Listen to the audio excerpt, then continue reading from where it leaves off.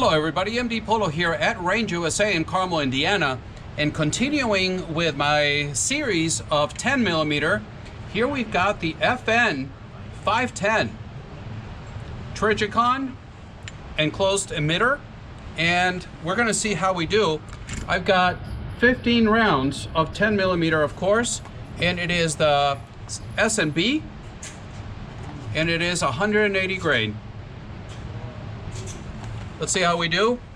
If it gets noisy again, I'm just gonna close out the video after I shoot and go straight to the tabletop. We're about almost 10 yards out. First shots.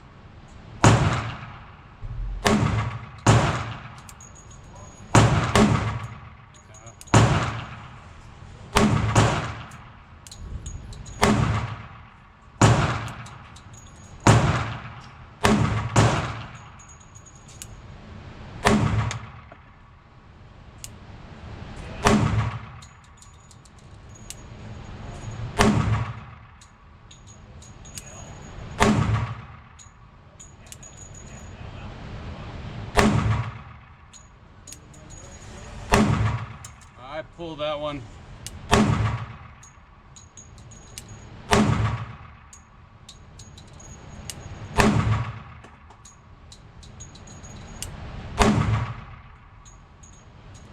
And it's empty. That was pretty awesome, actually. So far I've tested the Springfield XDM Elite and the Glock 20 Gen 5. And out of those, I think this is the one I like the most so far. We'll talk about it more at the tabletop. And next week, I've got the Smith & Wesson 10mm coming. So, let me turn you around.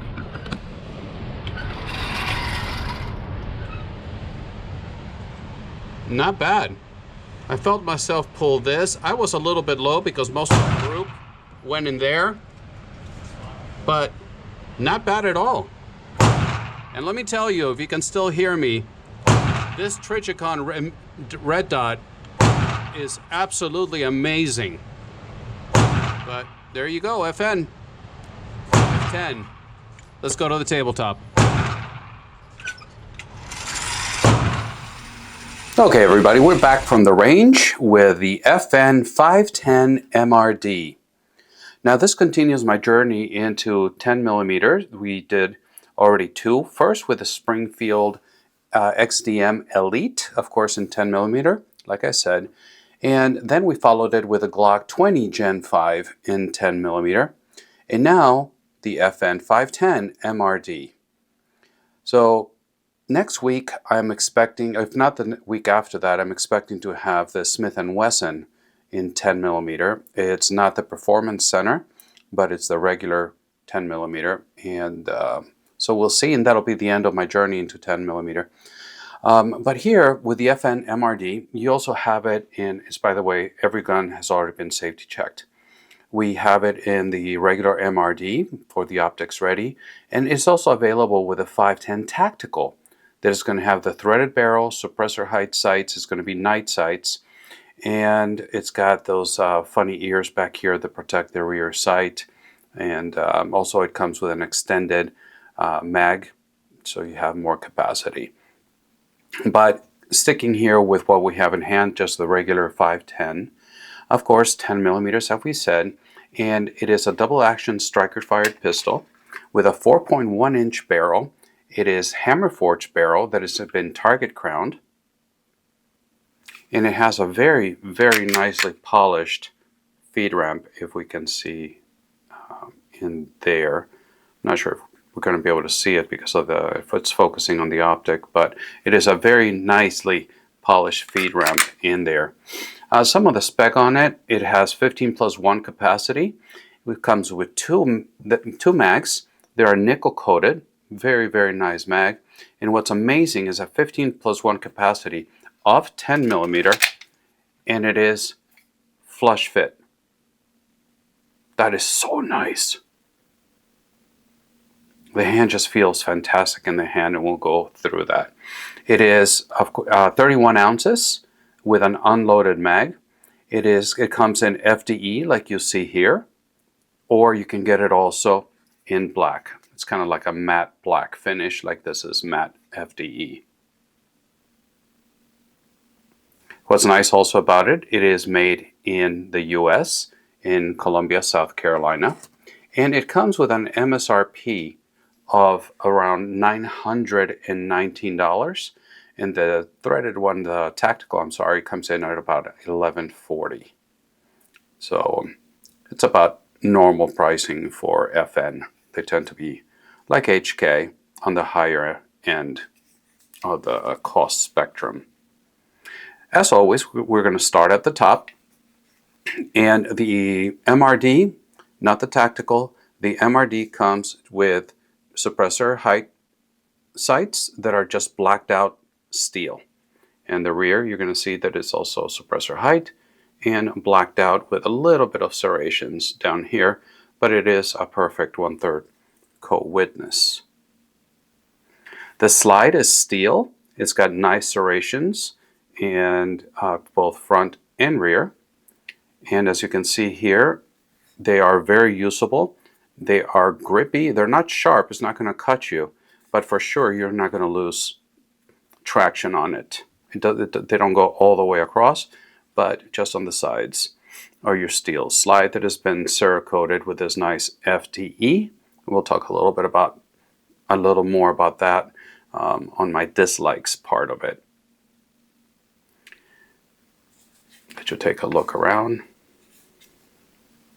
Also, the slide features the external extractor, and when you have a loaded chamber, it'll protrude a little bit, and from the top you can not only feel it, but you can see a little bit of red paint, just to indicate that there's something in the chamber. You should always visually inspect it, of course, so you know exactly what is in there.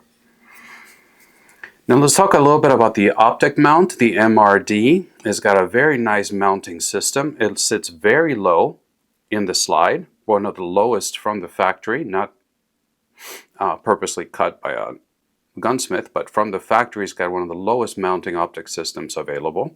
And what's nice about it is that they include 4 mounting plates already in the case for you, so you can get going right away with most optics out there. And talking about the case, it comes in this really nice range bag that is fully decked inside to hold your mags, and 2 pouches for your gun and whatever else you want to take.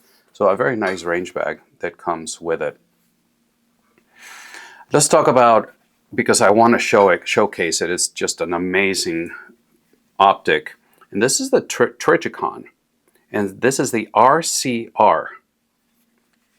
Okay, so there you go. So the RCR. And this is a closed emitter that is just amazing. It is an amazing piece of equipment. And this is not a review of the optic, but I want to tell you a little bit about it. It's a 3.25 MOA. It uses a CR 2032 battery that installs from the top, so you don't have to worry about this, removing it and losing your zero.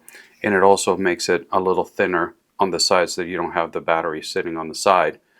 But what's awesome is that it has a 6-year battery life. It's got 10 different settings, brightness settings, and if you set it on number 5, so halfway through, you'll have about a 6-year battery life, which is absolutely amazing. Not only that, but it's submersible. So you can, it's waterproof down to 66 feet.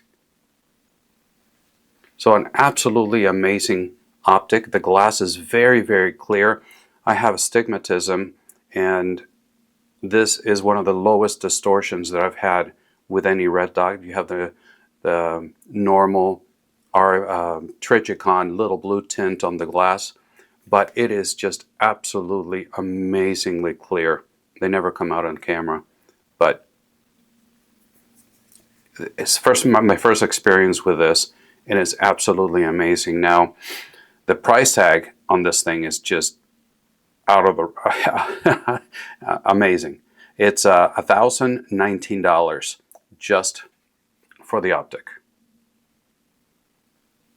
Okay, so 919 for this, and a little bit over 1,000 for that, the way it sits here. It's got the handle it grips. I had some of my first experience with them too. I normally use Talon grips, but they feel very comparable. So that's where we are at the top. Now moving down to the frame, of course, it's a polymer frame, and it comes with exchange. You can exchange the back straps, so you have small, medium, and large. The trigger guard is very ample. If you have thicker fingers, big fingers, gloves, you have plenty of room here. There's no texture in the front or in the bottom. The undercut is slight. I'm not going to say that there's a deep undercut there, but I've always said the FN triggers, you look at them from the side and it looks like a duck. So there's the normal duck. Quack, quack. Sorry, that was very childish, but anyway, there's your duck. So it's got a very ample trigger guard. You got a nice 1913 rail right here, 4 slots to put any accessories that you would want. Like Kaya's gun guy used to say, little ninjas, blenders, whatever you want to do there, you got plenty of rail to do that. Okay. The nice thing also is the mag release. It works very well. It shoots these big mags out of there, no problem whatsoever. And I can reach it with very little alteration of my grip. Now, I could actually reach it without breaking my grip, but the controls are fully ambi on this gun, from the slide stop, mag release, and without breaking my master grip. When I press the mag release, I can feel it on the other side of you see that? So it's pushing into my index finger and it won't go. So I have to kind of automatically break my master grip, although I can reach it, in order for the mag release to function. So just for whatever that's worth. Let's take a look at the trigger. And it is a very regular FN trigger. You fire them before. It's a hinge trigger right here. You've got the safety, the blade safety. You've got to really engage it here in order for the trigger to go. And FN says listed at about a 6-pound trigger. This particular sample that you got right here, it's breaking consistently at 4 3/4, maybe a touch above that. But I do have, I'm not going to do it on camera, waste your time. I do have the trigger gauge. I do test them myself. And this one is at 4 3/4. A couple came in at 5, but the 5 pull average came in at 4 3/4. So very nice trigger. And just to showcase it here, that is your pull right there. And now we're at the wall. And from there, 4 3/4 pounds. Very nice crisp break. There's no creep, no mush after that. And your reset right there. It does push your finger out. It's audible. You can feel it. And then you're almost instantly at the wall. And it breaks again. I've never been a big fan of FN triggers. This one is very good. It's 100% stock, but this one is very good. I don't have any experience with other FN 510s, so I'm not sure if all of them are the same way, but the one in this one is exceptional. Let's talk a little bit about carrying this thing, because the footprint of this is very small compared to the other 10 millimeters that I've tested. From the XDM Elite to the Glock 20 Gen 5 to this. So far, this has been the slimmest and the smallest footprint. So to give you an idea, I'm going to try not to get this video to be an hour long. But here's the XDM Elite with a holosun on top. And trying to line them up without scratching either one. But that's the footprint right there. So I'm going to put the mag. Somebody's going to scream, you don't have the mag on. So mag to mag, slide to slide. You can see here the difference. You got about at least almost a ½ an inch difference in length. And you've got a finger width, so that's about a 1/4 of an inch smaller than the Springfield. So it's substantially smaller. You can see here, let me see if I can do this on camera. There's your length. And your height. That's probably a better way to do it. So to give you another visual is for a 10 millimeter, here's a Glock 19, okay, that has also been safety checked. So they're almost identical as far as the length, if you can see there. It's got, again, about 1/4 of an inch longer on the FN, but you've got 15 rounds of 10 millimeter. And here, just to show you, on a Glock 19, that's the difference. You can see the thickness of the slides. It's not that much difference. And the length of the slide, it's almost identical. So for being a 10 millimeter that carries 15+1, it's very compact, if I can use that word. And that's one of the things that I really liked about this. Holding the Springfield, I mean, this is a big gun. This doesn't feel like it yet is one of the best shooting of the three, if not the best shooting of the three that I've tried so far. So very ergonomic. Another thing that I like a lot is how deep the beaver tail is here. That's one of the reasons you can get really high on it, and it feels wonderful when you shoot. So not only has a very small footprint, it's got high capacity, 15+1 with a flush mag. All the other ones don't have flush fitting mags. They have more capacity, but I like the way this is flush fit. It also has been very accurate. To me, it was the most accurate of the three that I've tried so far. And also, you can shoot 40 Smith & Wesson just fine. I'm not sure the manual of arms, not manual of arms, but the manual would recommend that, but it shoots 40 Smith & Wesson with not much trouble. Now let's talk a little bit about holsters. If you want to carry this thing, you're going to find quite a bit of holsters out on the market available. Like you got Vetter holsters, you got Craft, Muddy River, A&R Design, We the People. So if you want to carry this, you're not going to find any problems selecting holsters. Now, what don't I like about this? Well, nobody's paying me to do this review. I'm telling you exactly what I feel, and I had a hard time finding anything that I don't like about this. This gun belongs to Zach, my friend Zach, so thank you very much for lending me this for the channel, for the review. And he really likes this setup as well. But I sat here at my desk really trying to find fault with this, and I really couldn't come up with much.